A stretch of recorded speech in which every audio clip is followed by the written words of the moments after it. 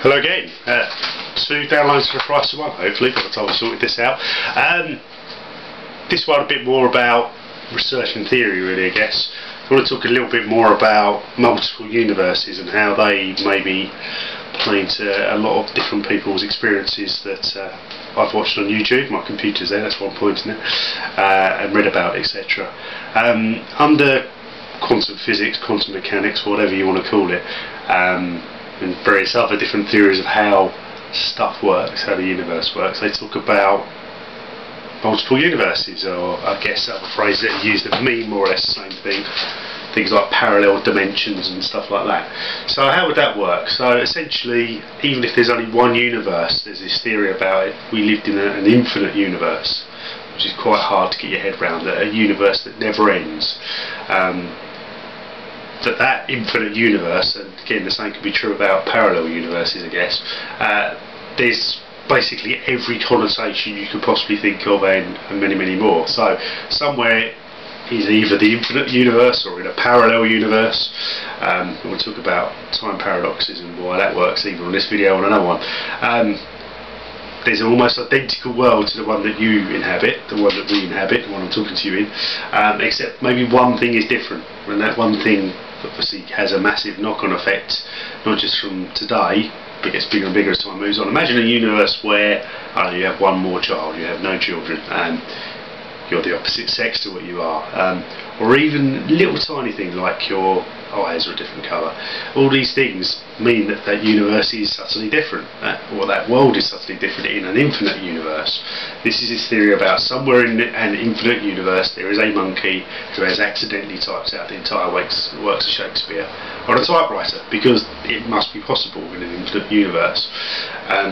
This is where physicists and the people that study this stuff sometimes sound even wackier than people who talk about having paranormal experiences, because how the hell of it can a monkey type out the works of Shakespeare? Doesn't make sense. But if you then try and put, and logic's a terrible phrase to use because one man's logic is another man's lunacy, to it, then a logical conclusion around things like paranormal, precognition, premonition, telepathy,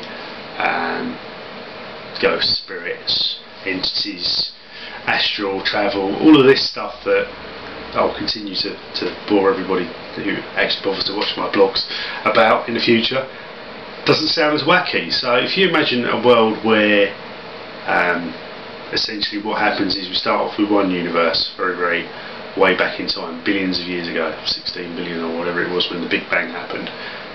But that universe is basically not just one universe, there's a number of parallel universes. Every time there's a decision that can be made, and there's more than one decision obviously, that's the whole, or more on path, that's the whole point of a decision.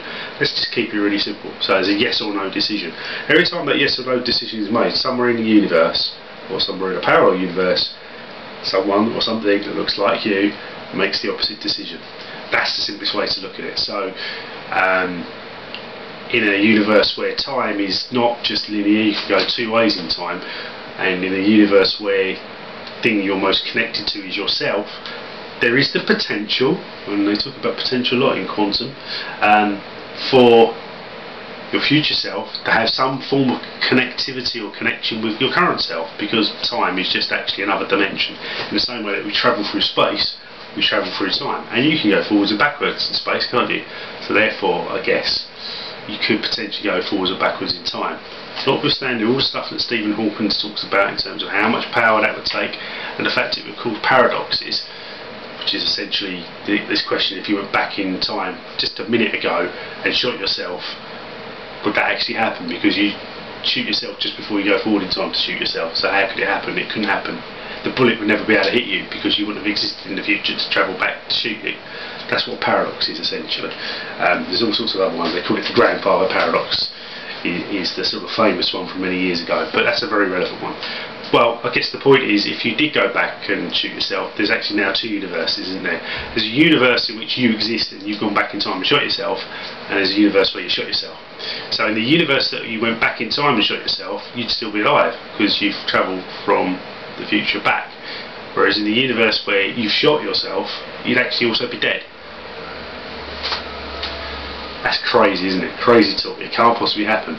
But I guess if it could happen in a world where actually you just create another universe. There's two universes. Suddenly there's two realities. I guess the more impressive one is if you went back and shot your grandfather. There would actually be two universes there, where one is you didn't shoot your grandfather and you still exist, and you travel back and shot him in another universe where you don't exist because you shot your grandfather.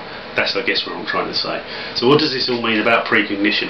Imagine a place where somehow you communicate with yourself on a subconscious or subliminal level about a traumatic future event, and that gives you the ability to make a choice. I think choice is the key thing here. I read a lot of stuff about esoteric debates around Earth being the only planet of choice, which is, I think, a bit like religion bigging up the Earth and maybe ignoring the fact that it's only a speck in a massive universe or separate universes. But if you were connected to yourself and you actually subliminally transmitted back some sort of message that, you know, in the future you may do something that you regret, you have two choices, don't you? You either choose to listen to that message or you choose to ignore it.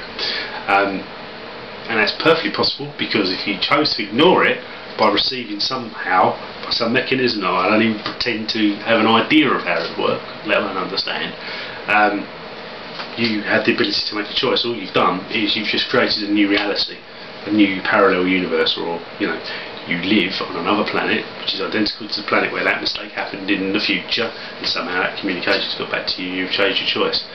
Does that make sense, or am I as barking mad as it sounds? Anyway, so that's enough for me today, because I've waffled on quite a lot. It's about the fourth time I've recorded this particular conversation. Comments welcome, and yeah, next time something else completely left the field, no doubt. All the best.